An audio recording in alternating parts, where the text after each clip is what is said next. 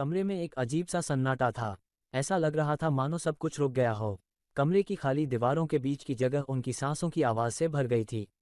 इससे पहले कि श्रीमती बत्रा पृथ्वी से पूछ पाती कि उसे क्या परेशान कर रहा है, वो पलट गया। मैंने ये सब 2020 में खुद देखा है और इसलिए मुझे पता है कि उसके जैसा कोई पहले नहीं हुआ है, न ही कभी होगा। वह दिव्य सत्य है, मृत्यु और विनाश के देवताओं के लिए एक अपरिभाषित चुनौती। वो कैसे हो सकता है? आप कह रहे हैं कि आपने जन्म से पहले ही चीजों को देखा है। यह असंभव है।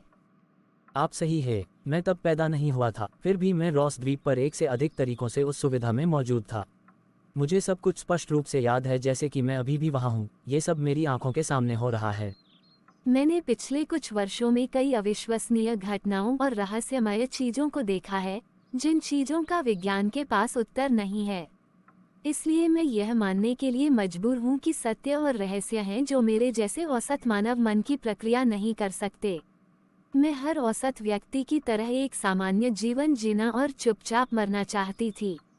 मुझे 2020 में लगभग एक संतोषजनक मौत मिली। हालात तब अच्छे थे। काश मैं तब शांति से मर जाती, लेकिन सब कुछ बदल गया। न तो मैं उसमें से किसी का हिस्सा बनना चाहती थी, न ही मैं अब इसमें से किसी का हिस्सा बनना चाहती हूँ। तुम यहाँ क्यों हो? क्योंकि मैं अभी भी उसे खोज रहा हूँ और आप उसे देखने वाले अंतिम व्यक्ति हैं। मैंने उस भाग्यवादी मिशन में सब कुछ खो दिया और फिर भी मुझे नहीं पता कि कैसे या क्यों। हाँ, मैंने उसे देखा है, लेकिन मुझे अभी भी नहीं पता कि वह कौन था।